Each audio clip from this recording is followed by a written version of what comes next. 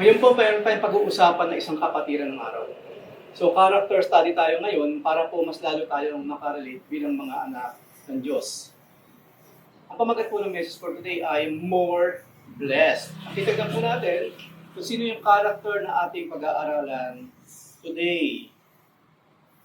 Ayan po ninyong basahin natin. Basahin natin yung Acts chapter 9, verse 36 hanggang 42.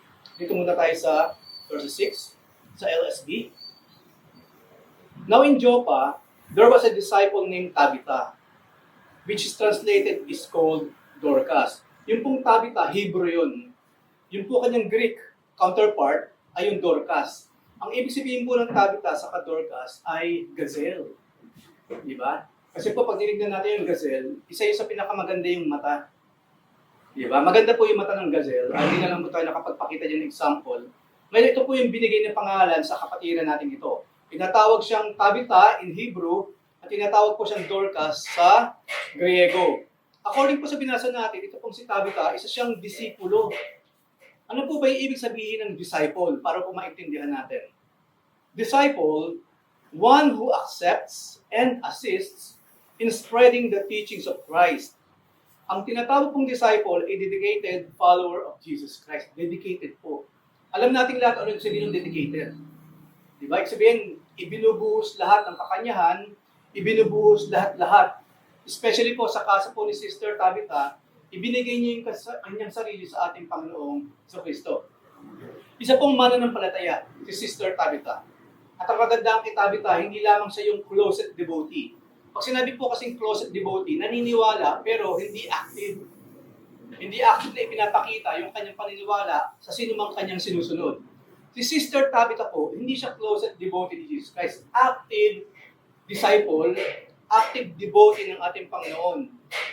Pag sinabi pong disciple, hindi lamang tagapakinig, kundi nakakatuwang siya ni Jesus Christ, nakakatuwang siya ng mga apostol, ng iba pang mga disciples, upang ihayag yung word ng ating Lord Jesus Christ.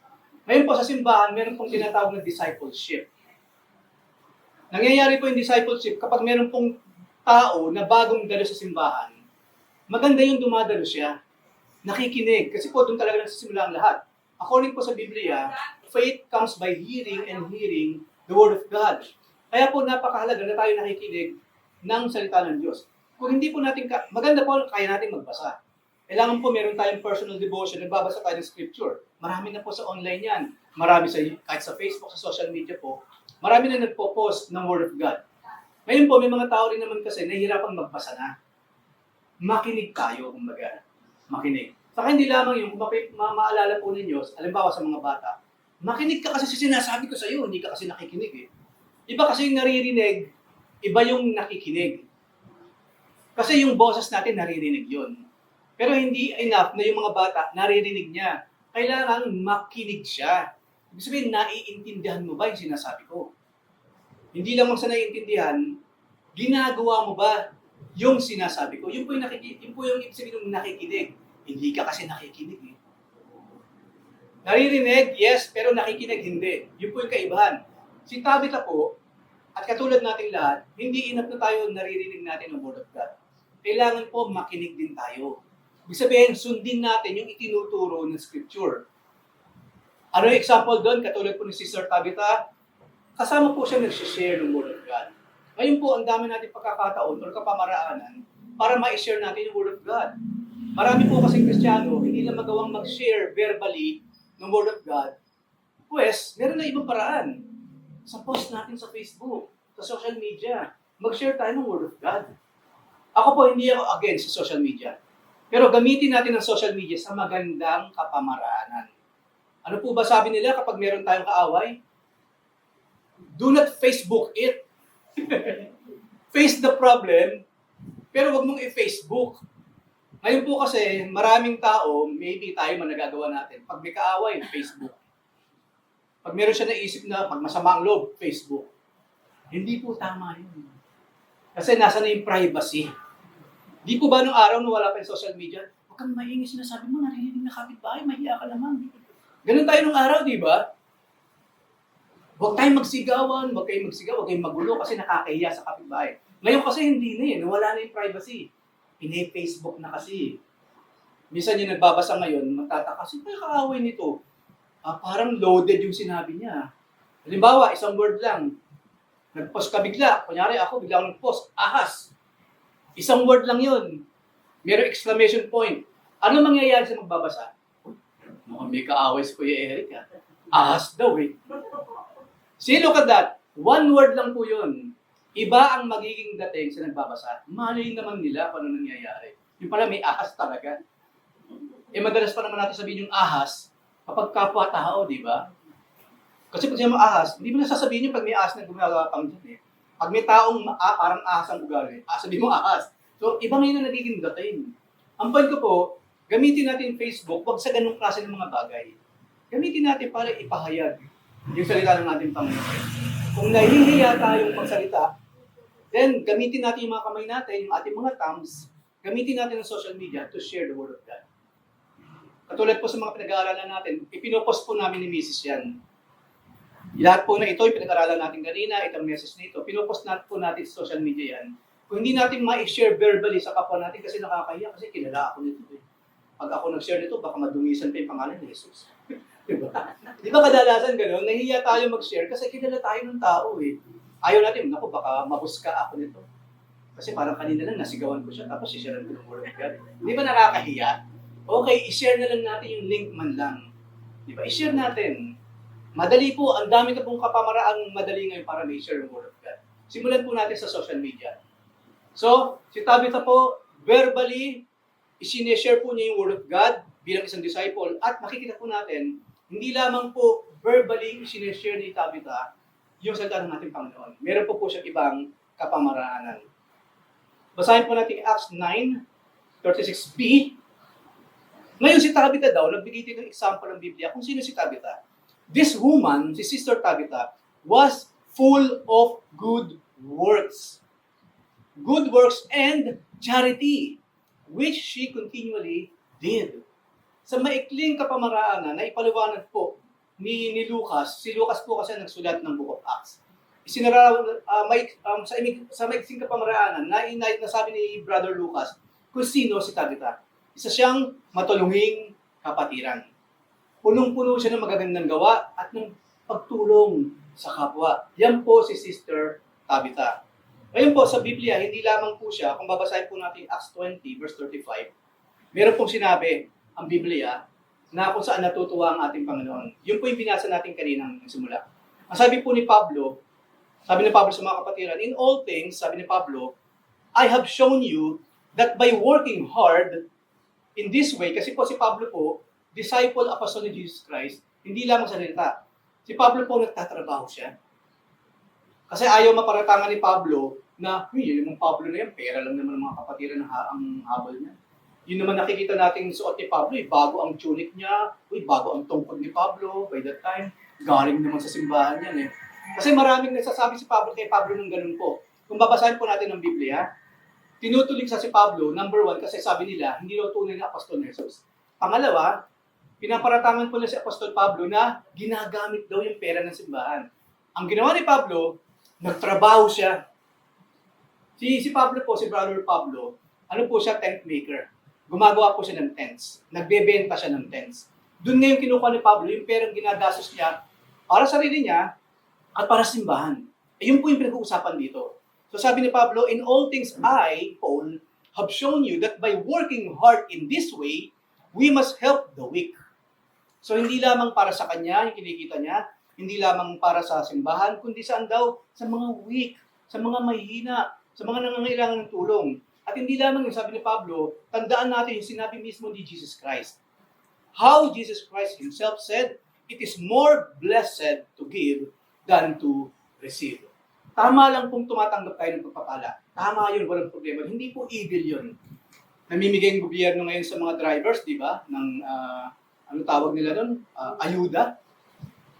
Tama lang pumunta tayo doon kung driver din tayo humingi ng ayuda from government. Wala pong problema doon. Nung COVID, namimigay ang government ng ayuda, tumanggap tayo. Wala pong masamang tumanggap ng pagpapala. Pero sabi po doon, more blessed, mas pinagpala yung mga marunong magbigay. So tumanggap tayo ng pagpapala, mag-share tayo ng pagpapala. sa iba't ibang kapamaranan po, hindi po laging financial yan. Pinagpala tayo ng Panginoon, na pag tayo nanalangin, talaga namang ang langit bukas na bukas at ibinibigay yung panalangin natin, ipanalangin din natin yung iba. Alam niyo po ba na napakalaking ministry na tayo nagpe-pray para sa bawat isa? Hindi po ang tawag doon, the least that I can do is to pray for you. No, it's not a list. It's the most that we can do is to pray for each other. Hindi po maliit na ministry ang praying. That is one of the biggest ministry na pwedeng gawin ng bawat Kristiyano. Imagine po, yung biggest ministry, which is in prayer, magagawa natin kahit saan tayo naroon. Nagpapahinga tayo, naalala mo ngayon si Atelita, naalala mo ngayon yung kamag-anak ko, ipag-pray. Ang laki na magagawa nun. Alam niyo po ba na kapag tayo kasi nag-pray, makikipag-usap tayo sa Diyos eh. Yung petition natin, yung request natin para sa iba, nakikipag-usap tayo ngayon sa Diyos. We are talking to God. At gustong-gusto ng Diyos kasi yung tayo nakikipag-usap sa Kanya. Noong mga nakaraan po, napag-usapan natin, ayaw natin yung mga anak natin maghapon, lihay, liho, wala. Hindi ba, pag ganun ng mga bata, ikaw talaga, ano nangyayari sa'yo? Buhay ka pa ba dyan? Minsan yung mga bata, nasa taas lang naman, nasa kwarto lang naman. Tapos maghapon, walang communication. Ano gagawin ng parents? Mga ngalampag. Patay na internet, biglang iingay. Di po ba, sa simpleng mamumuhay, ayaw natin ng walang communication kasi may problema yata. Sa mag-asawa, again. Pag ang mag-asawa hindi nag-uusap, hindi normal yun. Ang normal sa mag-asawa, nag-uusap kasi. Kaya pag nanahimik si lalaki o nanahimik si misis, alam mo, may problema sa pamilya mo. Nakita niyo yung communication, gano'ng kahalaga? Pag naputol yan, isa lang pwedeng isipin ng tao, mukhang may problema sa dalawang ito, o mukhang may problema sa simbahan ito, o mukhang may problema sa pamilyang ito. Kaya ang Diyos po, kapag tayo nag-pray, tuwang-tuwa siya. Ulitin po natin, kapag ang Panginoon po ngumiti, kahit konting ngiti lang, when God smiles, the whole universe nag-iilaw, nagliliwanag ang buong universe. Yun yung kapangyarihan ng ngiti pa lang yun ng Diyos, ang ngiti pa lang yun. According po sa Biblia, ang Diyos po nagsasayaw din na sa Old Testament. Imagine, kapag ang Diyos napangiti natin, nagliliwanag ang buong universe, paano pa pag napasayaw natin ang ating Diyos? What will happen to the entire universe? Hindi malirik na pagpapala sa iba't ibang pamamaraanan. So, maraming way ng pagtulong at meron pong klase ng good works sa charity na specifically ginagawa po ni Sister Tabitha. At malalaman po natin yun. Ano ba yung magandang example mismo ni Sister Tabitha kung bakit siya tinawag na full of good works sa kanang charity. So tingnan po natin. Kaso, bago natin malaman yung ginawa niya, alam niyo po ba si Sister Tabitha namatay? Acts 9:37. And it happened at that time, at one point in time, na si Sister Tabitha po, she fell sick. At siya po ay namatay. And when they had washed her body, they laid it in an upper room. Malalaman sana natin kung ano yung mabubuting bagay na ginagawa niya, di ba? Kaso namatay yung kapatid eh. Wala nang kapamaraanan ngayon si Sister Tabitha na sabihin niya, ikwento niya sa atin, ano yung ginagawa niyang kabutihan para sa pangalan ng Panginoon. Di ba? Si Sister Tabitha po, hindi siya yung tipong lahat ng ginawa niya, kailangan niya ipagmayabang. Alam niyo po yung sinabi ng Panginoon patungkol sa pagtulong?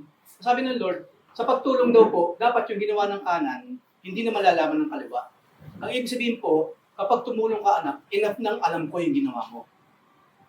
Kasi pag tayo tumulong, kunyari nagbigay ako ng bubong sa isang church, tuntuwa yung mga kapatiran, ha? Maraming salamat kay Brother Eric. Nag-donate siya ng bubong sa church. Tapos biglang meron duman na helicopter, ang laki pala ng pangalan ko doon.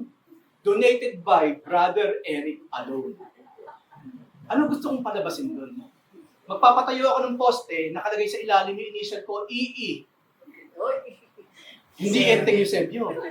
Eric Evangelista. Yun ang hindi nila alam. Palagay sila ng palagay ng EE sa ilaw, sa kasapalengke. Hindi nila alam, pangalan ko yun, Eric Evangelista. Hindi sila maalala. Hindi ba ganyan ng tao?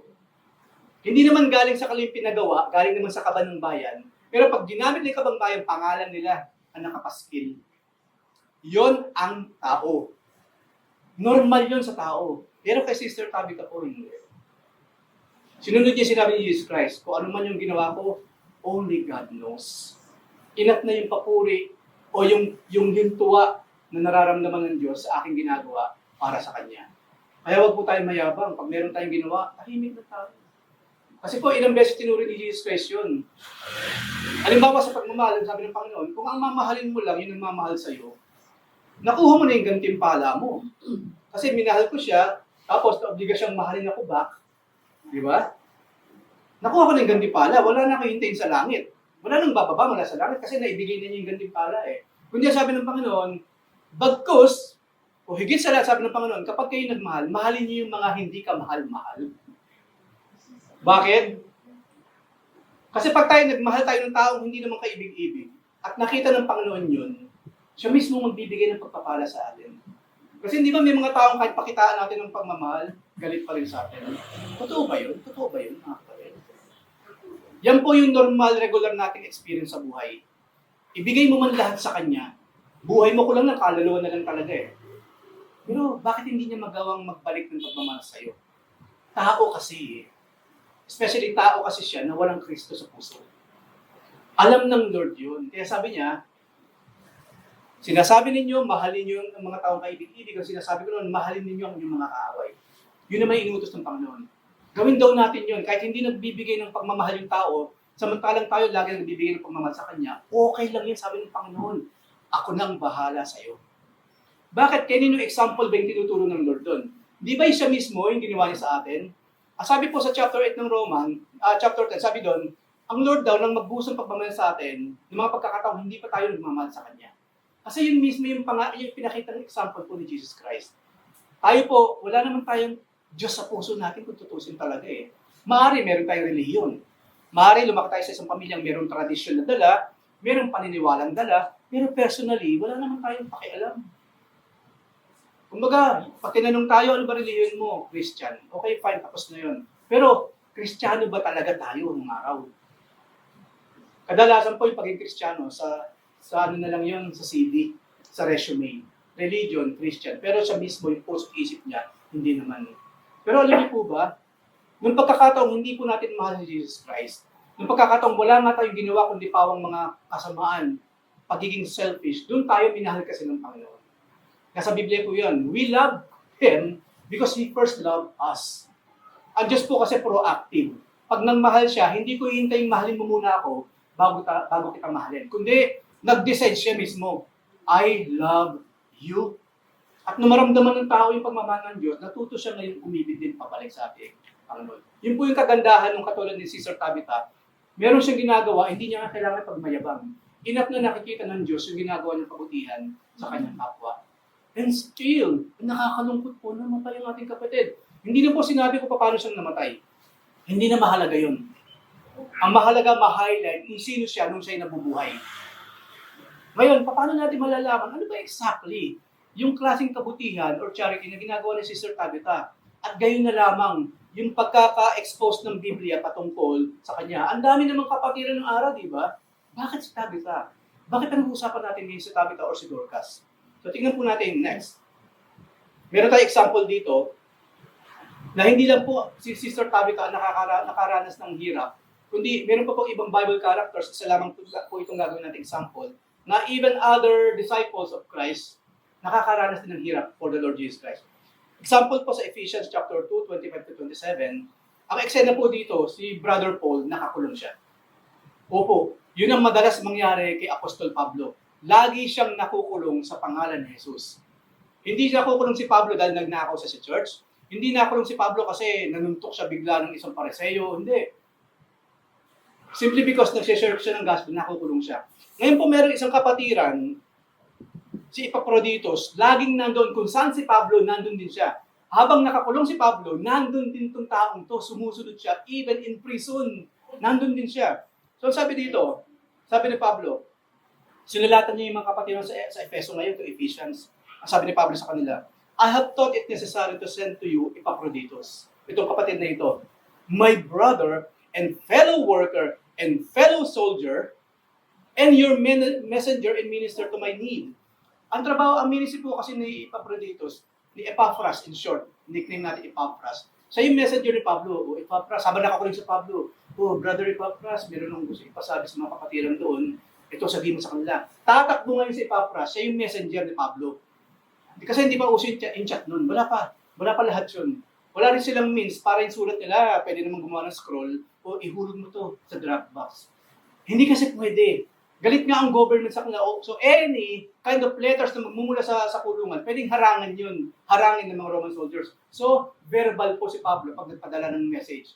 So, sasabihin niya kay Epapras, yung message, tatakbo itong kapatid na ito, sasabihin niya yung sinasabi ni Pablo, hihintayin niyo yung masasabi nila kay Pablo, babalik siya, at Kuya Paul, yung pong message niyo, ito ang sagot nila.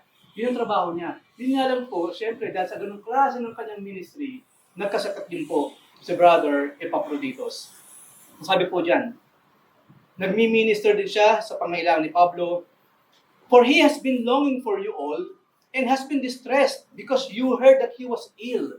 Nalaman ng mga kapatiran through other means na si Epapras pala nagkasakit ng malubha dahil sa kanyang pagtulong kay Pablo. At nahirapan mismo si Epapras na malamang niyang nag-aalala yung mga kapatiran. Kasi di ba ayaw na din natin ng ganun? Di ba? Uy, huwag kayong mag-alala sa akin, kayo naman, oh. Di ko naman ikakamatay ito. Di ba normal po yung pag nila, may sakit pala si Apelita, may sakit pala si Ephraim. Di ba mangyayari ngayon sa atin, normally, mag-aalala tayo. Yun ngayon yung naramdaman ng mga kapatiran na malaman nilang merong sakit by that time si Epapras. Ngayon, nung malaman ni Epapras na yung mga kapatiran nag-alala sa kalagayan niya, nalungkot siya ngayon, na-distress si Epaphroditus. Dito siya ngayon, makikita natin yung ganung klase ng concern meron si Epapras sa mga kapatiran. Ang totoo, yes, he was ill, near death. Hindi na rin po sinabi kung anong klaseng sakit nagkaroon si Epapras. Pero yung klase ng sakit meron siya because of ministering to Paul and to Jesus Christ, muntik na siya mamatay sa sakit na yun. But, God had mercy on him, and not only on him, but me also, sabi ni Pablo, lest I should have sorrow upon sorrow. Nakita niyo yung layer, pag-usapan muna natin yung layer of help na meron si Epaphroditus. Una, si Epapras, si Pablo kasi nung nakakulong siya, nandun yung kalakasan ng Panginoon. Pero according sa mismong sinabi ni Pablo, siyempre meron siyang sorrow habang siya nakakulong. Kasi, ang laging sa puso't isipan ni Pablo, kailangan magpatuloy akong maihayag ang salita ni Jesus. Ang kinalulungkot po ni Pablo na siya nakakulong, hindi dahil siya nakakulong, kundi yung pagkakahadlang sa pagsishare ng Word of God. Nakita niyo yun? O ba't ka naman malungkot yan? Kasi hindi ako nakapag-share ng gospel kanina. Nakita niyo yung ganung klase? Parang sa ngayon, parang OA naman. Hindi lang nakapag-post ng Word of God, nalungkot na. Pero si Pablo po, ganun siya eh. Yun yung concern na meron sila. Ngayon kasi, di ba, parang sobrang naman, akin naman ito. Hindi lang nakapag-post ng Word of God today, nalungkot. Para sa atin, OA yun. Pero sa mga taong katulad ni Epapras sa ni Pablo, hindi yun OA. Kasi ang buhay nila, alam nila kasi kung bakit sila niligtas ni Jesus. Iniligtas ako ni Jesus sa aking kasalanan to share the gospel.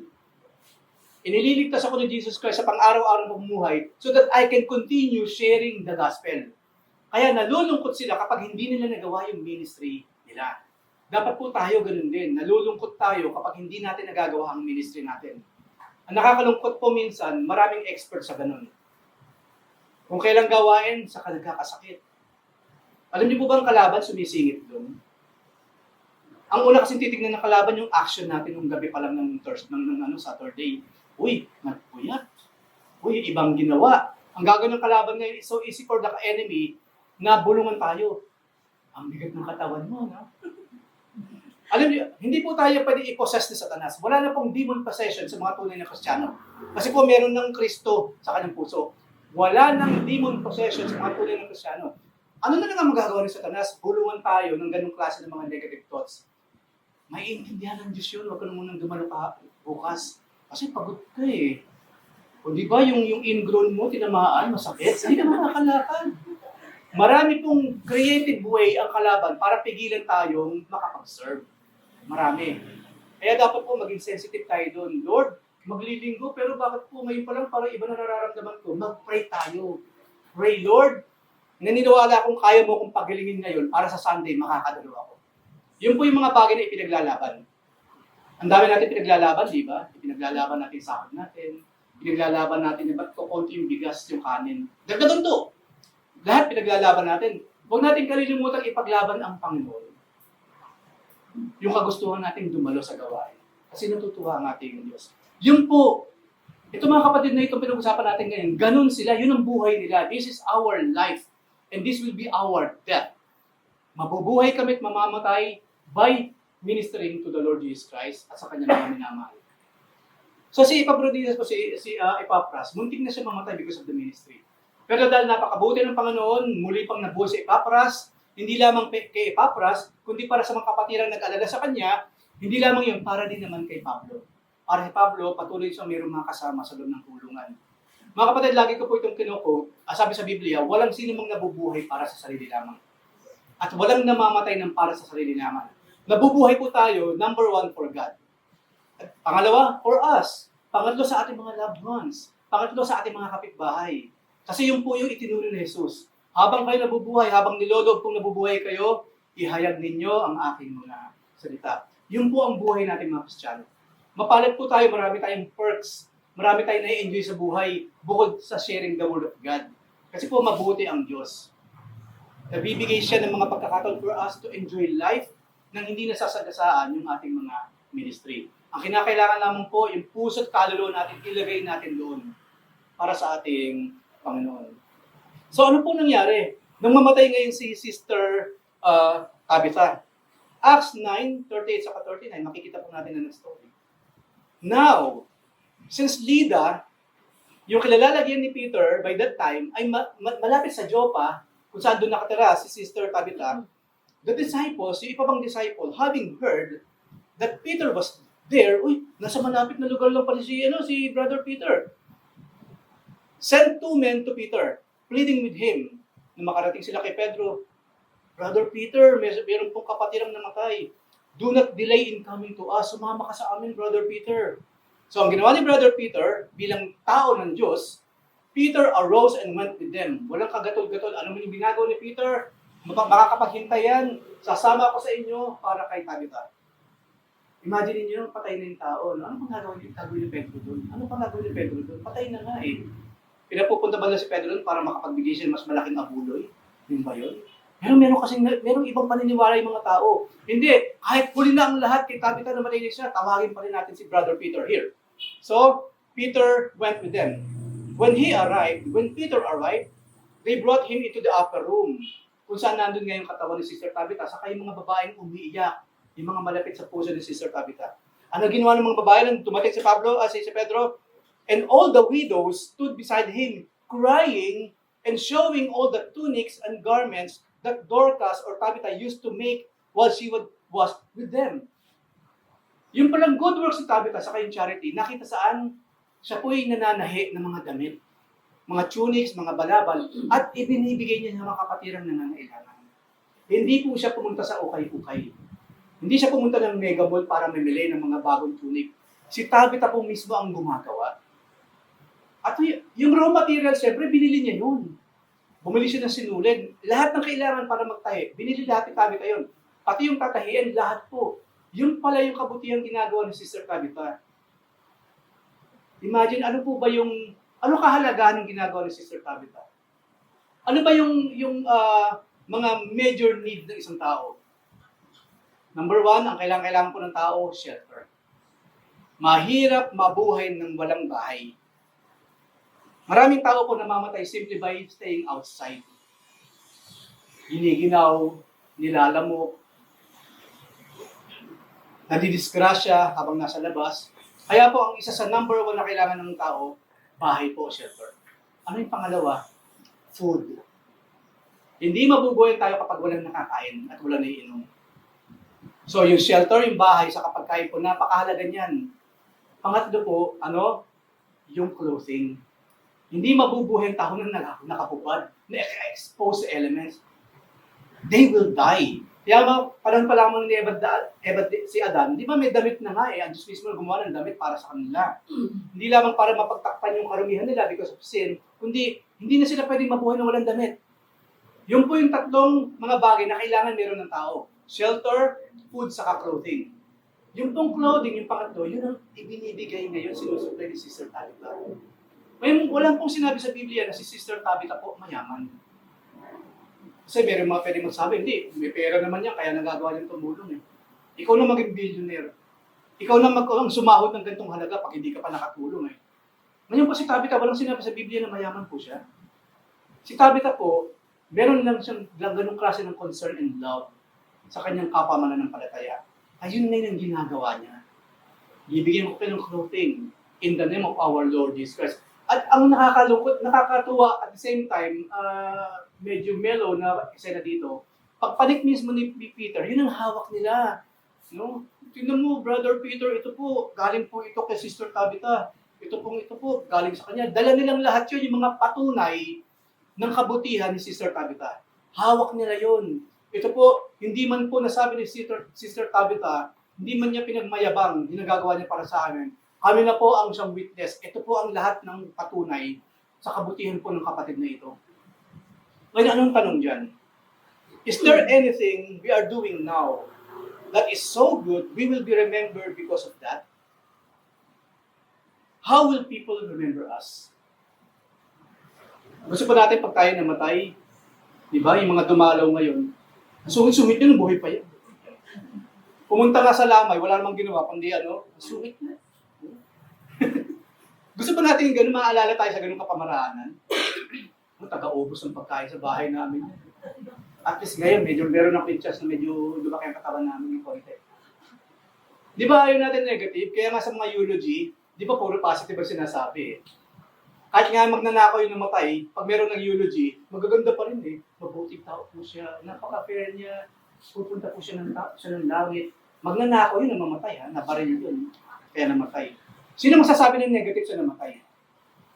Wala, di ba? Even though yung buhay ng tao, napakasama, positive pa rin ang sinasabi. Si Sister Tabitha po, ano man yung sinabi, totoo. Sa atin po, ganun din.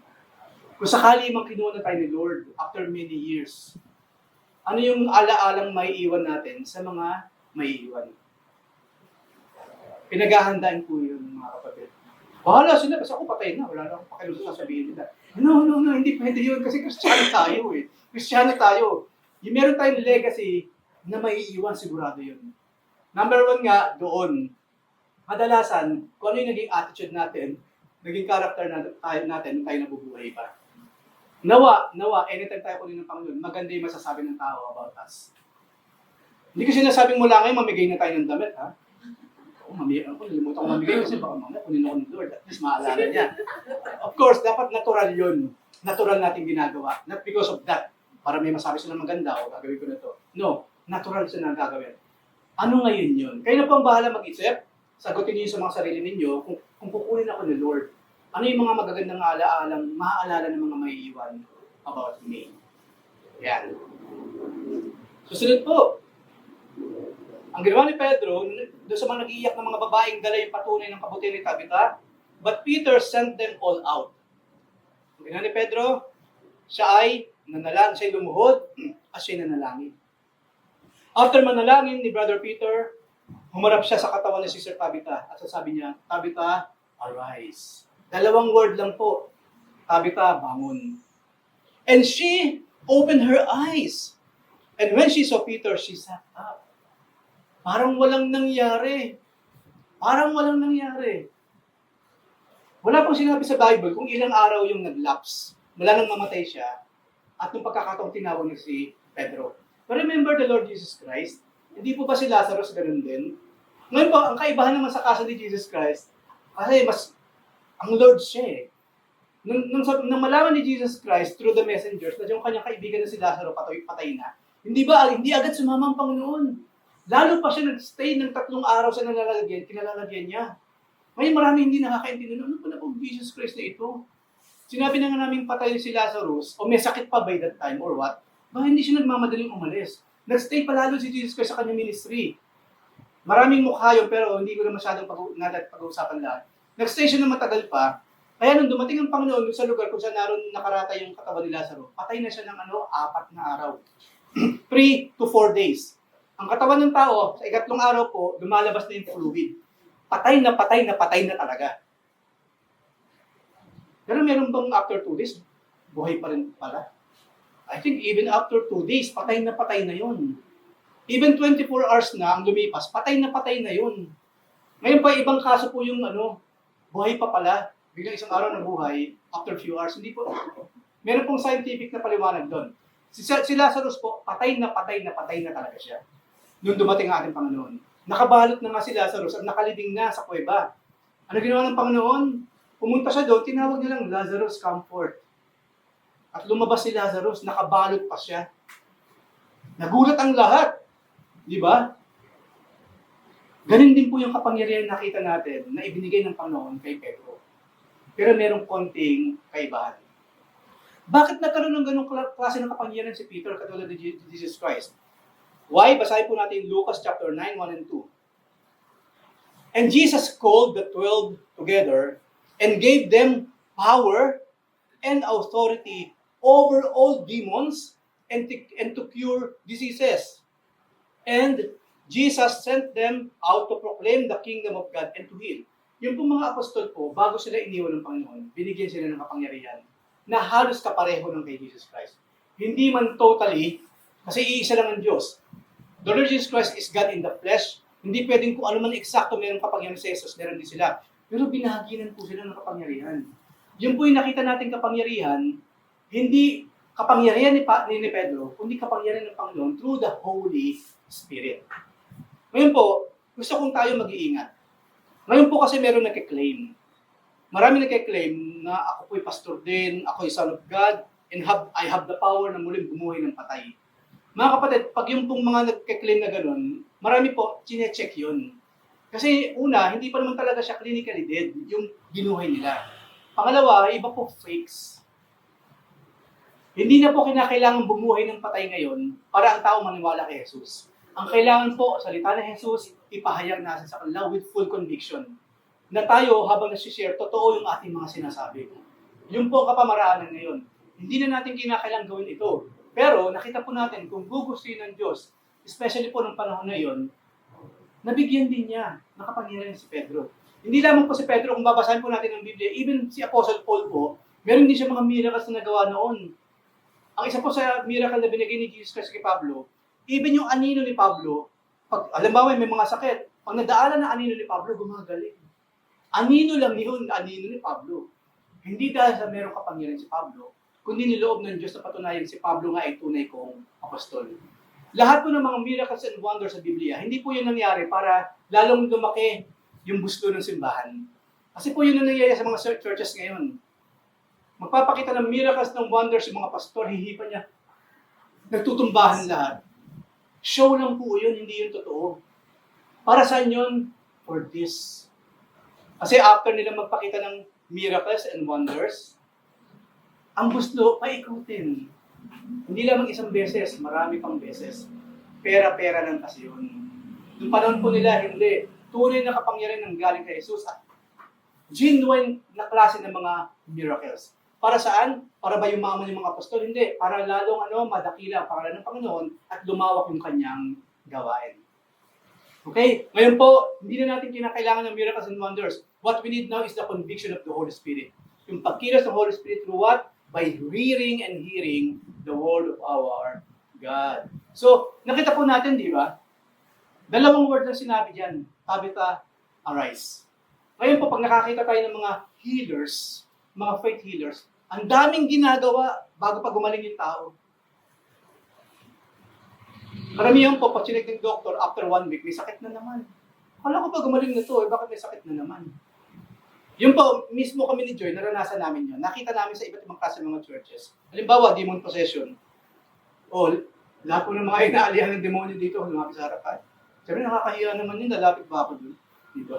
Para ko na inamin na may demonyo sa akin. Siyempre, may mga maglalapit. Ito po, asawa ko, inaalihan ng demonyo. Diba? Anyway, meron maglalapit kasi meron ibang ginagawa yung anak niya, yung asawa niya, na parang out of this world, dadalhin sa harapan. Ipe-pray yun, i-exorcise ngayon ng pastor. In Jesus' name, lumayas ka Satanas. Itinatapon kita sa bottomless pit, and so on and so forth. Tapos after a week, ganun na naman. Ano yun? Hindi kasi tunay na kapangyarihan yung ganun. Kapag sinabi natin lumayas ng demonyo, dapat hindi na babalik yun. Katulad po dito, nasabi ni Pedro na Tabitha arise, nabuhay po siya ulit at namuhay si Tabitha ng normal na buhay. At kinatandaan na lang niya na siya'y namatay later on. Ngayon po kasi hindi eh. According sa FBI, ang FBI po kasi sa US, lahat ng mga faith healers, chinecheck na kung tunay yung miracle. Marami po doon, hindi naman talaga nawala yung sakit. Hindi talaga nawala, nandun pa rin. Asan ngayon yung miracles doon? Asan yung wonder? Wala, because they are fakes. kumikita lang, di ba? At ginagamit ang salita ng ating Panginoon. So, yan ngayon, yung nangyari kay Tabitha, nakita natin parang nung una, napaka-unfair. Napakabuti naman ni Tabitha, tapos mamamatay siya ng ganun-ganun na lang. Yun pala, meron palang something, kaya pala nangyari kay Tabitha yung bagay na yun. Meron something wonderful pala, na gustong ipakita pang Panginoon through her. Nakita po ninyo na kahit kamatayan pala, hindi pa huli ang lahat. Kahit pala kamatayan, hindi pa huli ang lahat, basta't na kay Jesus. Especially as today, alam natin, kapag tayo kinuha ng Panginoon, merong langit na naghihintay sa atin. Wala pong Kristiyanong talunan. Wala pong Kristiyanong huli na ang lahat. Dahil merong langit na naghihintay sa bawat tunay na anak ng Diyos. Ngayon sa nangyari ito, sa panahon natin, sigurado ako, si Pedro sikat na sikat.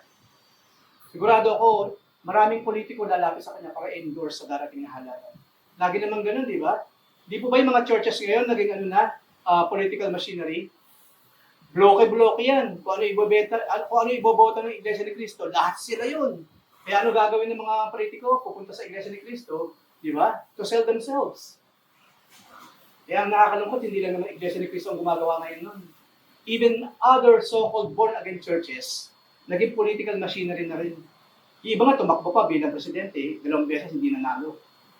Iba ang politika, iba ang kaharian ng Diyos. Magkahiwalay yun.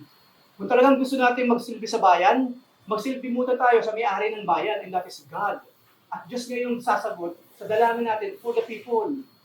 Hindi po politics ang kapamaraanan para Pilipinas bumangon. Hindi po. Diyos pa rin ang merong kapangyarihan para bumangon pa rin ang ating bansa. Si Pedro po, by that time, hindi. Nananili siyang normal na tao, Brother Peter, and that's it. Pero ano nangyari because of this? Basahin po natin. Ang sabi po sa Acts 9:41 hanggang 43, so nung bumangon si Tabitha, he gave her his hand and raised her up. And then, tinawag na lahat ng mga kapatiran, saka yung mga babaeng balo. Peter presented Tabitha alive sa harapan ng lahat. At ano nangyari after that? And it became known all over Joppa, and many believed in the Lord. Hindi po si Pedro ang sumikat. Hindi si Pedro. According po dyan, lalong nakilala sa Jesus, hindi si Pedro. Malalaman po natin kung galing sa Diyos, mula sa langit yung ating ginawa, kung ang papuri lagi napupunta sa Kanya. Ngayon po kasi hindi, sinusumisikat yung pastor. Nagkaroon ng mga fanatics yung pastor. Nagkaroon ng club, yung pastor, social media club yung pastor, kasi ginawa niyang miracle. Hindi po yung galing sa langit. Ang tunay po na gawa ng Diyos, at the end of the day, after po ng lahat ng pangyayari ito, walang ibang makikilala lalo kundi si Jesus. All glory will go to Jesus Christ, hindi dun sa tao, kundi sa gumamit lamang sa Kanya at yun po yung Diyos na buhay. Tandaan po natin yan. Kapag yung pastor ang sumisikat, ibang usapan na yun. Dapat si Jesus, hindi lang pagsikat, kasi hindi tamang word yung pagsikat eh. Hindi po sikat si Jesus. Glorified siya. Marapat lamang each and every time, meron tayong gagawin na kabutihan, si Jesus ang siyang mag-glorify, ang malulahati, at siyang mapapurihan. Hindi po tayo. Kaya pag meron po lumalapit sa atin, maraming salamat po. Ang galing-galing mo talaga, Brother David. Glory to the Lord. Lagi nating ibabato, ibabalik pala sa ating Panginoon, lahat ng pasasalamat, lahat ng pagdakila. Dahil tayo instrumento lamang ng ating Panginoon. Just like Peter. Tandaan po natin, sa nangyaring ito sa buhay ni Tabitha sa kanila Pedro, Diyos lang ang siya napapurihan. Pangalan lamang ni Jesus ang lalong nakilala ng mga tao. So all of this happened for the glory of the Lord. Yan po ang buhay natin mga kapatid. We are living and breathing, walking and speaking now for the glory of the Lord. Hindi para sa atin. Ngayon tayo yung nagsasabing mga anak ng Diyos, hindi na para sa atin ang lahat, kundi ang lahat ay para sa ating Panginoong buhay. Why? Ang para sa atin na lamang, pag tayo ni Lord, mayroong langit na naghihintay sa atin. Sa mga susunod na panahon, pag-usapan natin, what is heaven according to Scripture? Para po lalo tayong maging excited sa pagpunta sa kanyang piling doon po sa kaitaasan. At panghuli po, ang ating verse to ponder, Hebrews chapter 6, verse 10, tandaan po natin, God is not unjust so as to overlook your work and the love that you have shown for His name in serving the saints as you still do. Huwag tayong manghihinawa sa paggawa ng mabuti sa pangalan natin, Panginoon. Kahit hindi pinapansin, hindi nilalike yung pinopost natin Word of God, okay lang po yun, okay lang yun. Ang mahalaga po, nakikita yun ng Diyos. Walang ibang mahalagang dapat makakita sa lahat ng ginagawa natin para sa Diyos, kundi ang Diyos natin. That is more than enough para ituloy natin lahat ng ginagawa natin, kabutihan sa ating kapwa sa pangalan niya. Tandaan po natin yan.